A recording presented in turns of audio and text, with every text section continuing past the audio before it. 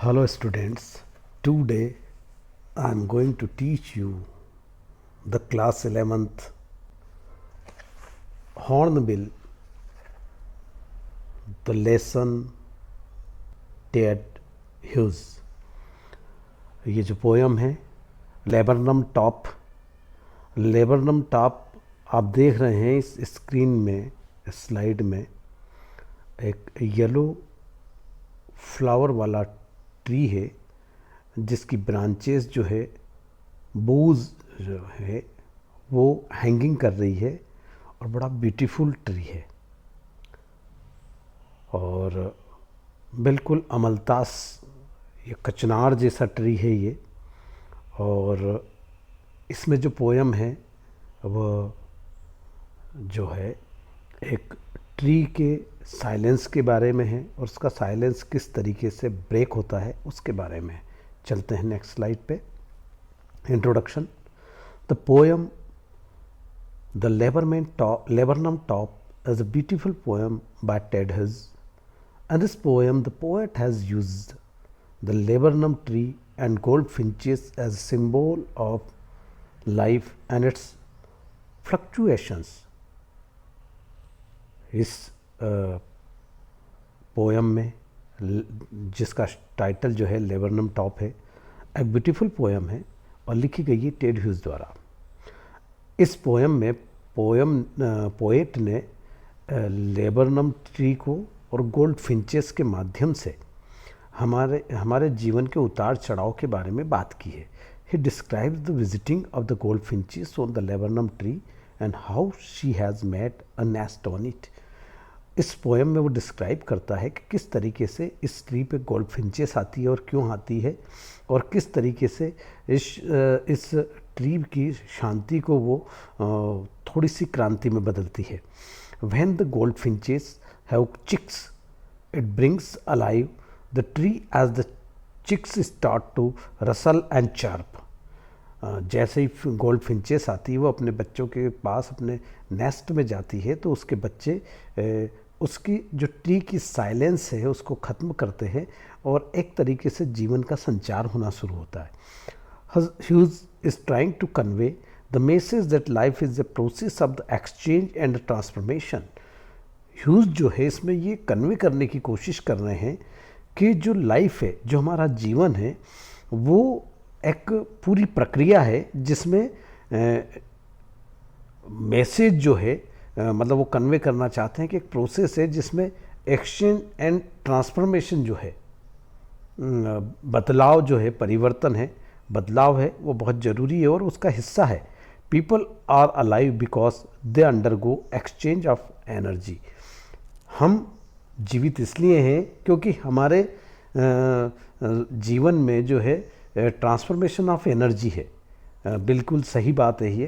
At the power of science, अगर हम science की बात करें तो सीधी सी बात है, the sun is the ultimate source of the energy and sun's energy is trapped by the green plants and transform into the another living organisms. In this way the complete scenario of the living beings is going on the earth. So the goldfinches transform the tree and make it alive. Without the goldfinches and the chicks, the laburnum is just another tree. अब आ जाते हैं हम poem के। The laburnum top is silent, quite still in the afternoon yellow September sunlight.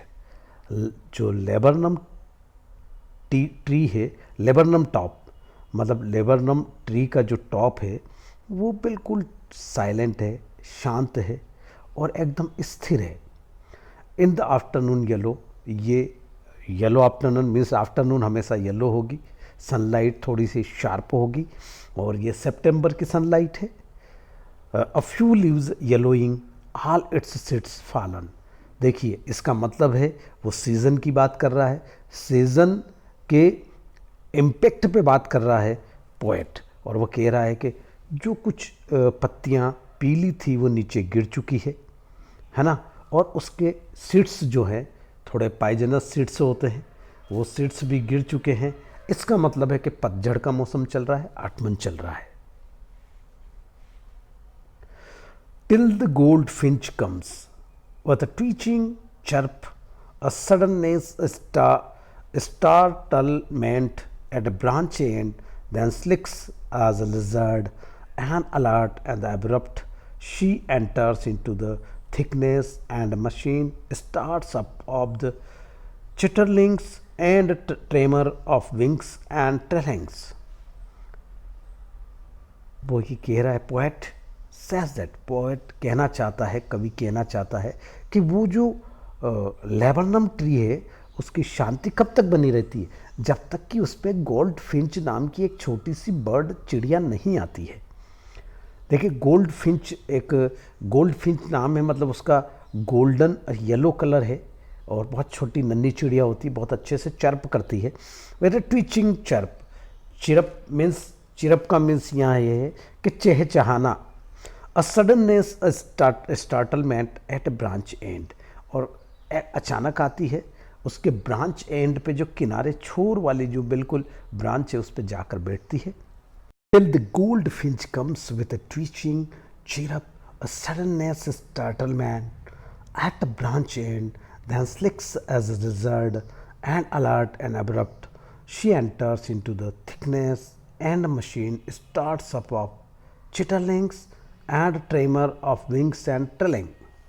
देखिए उस जो laburnum tree है उसकी शांति, उसका साइलेंस तब तक बना रहता है जब तक उस पर गोल्ड फिंच नाम की नन्ही चिड़िया आकर नहीं बैठती।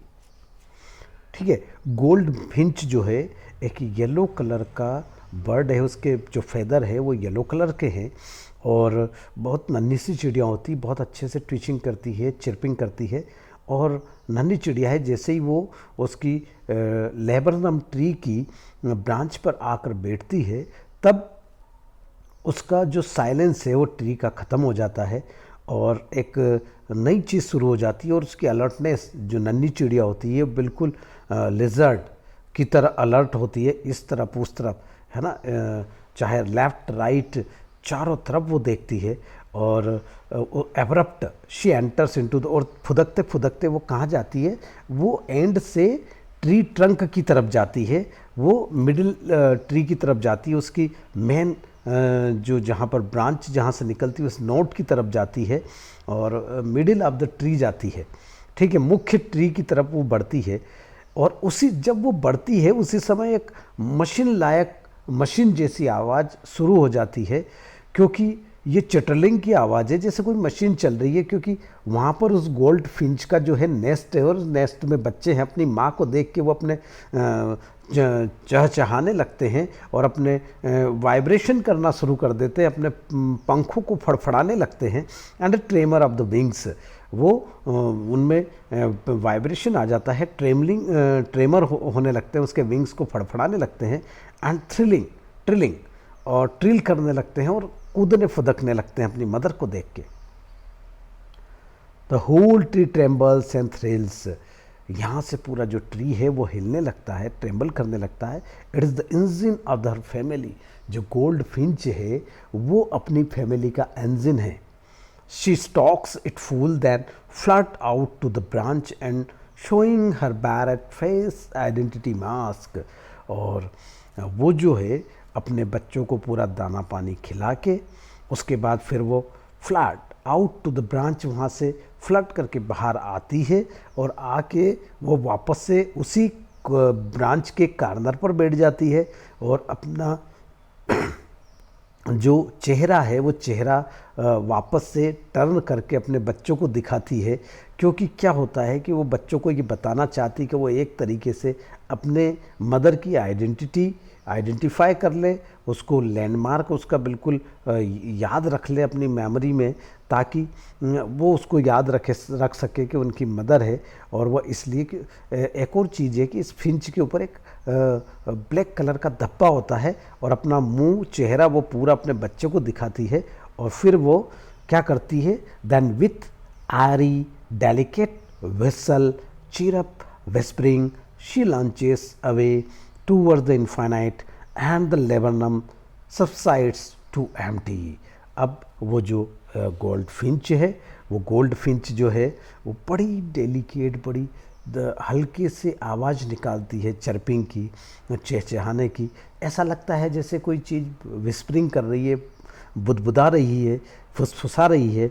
सी लॉन्चेस अवे, और उसके बाद वो अपने पंख फैला के, नन्हे पंख फैला के वो किस तरफ, towards the infinite. Infinite means हम अगर बात करें स्काई की तो वो इनफाइनाइट ही होगा, वो स्काई की तरफ उड़ जाती है। And the laburnum subsides to empty. अब लेबरनम का जो ट्री है वापस से शांत हो गया है, बिल्कुल शांति स्थिरता छा गई है उसके ऊपर। तो दोस्तों, ये पोयम आज मैंने कंप्लीट कर दी है। अगर मेरा ये प्रयास आपको पसंद आया हो तो आप इसे लाइक करिए, सब्सक्राइब करिए और इसे बेल भी बजा दीजिए। Thank you very much.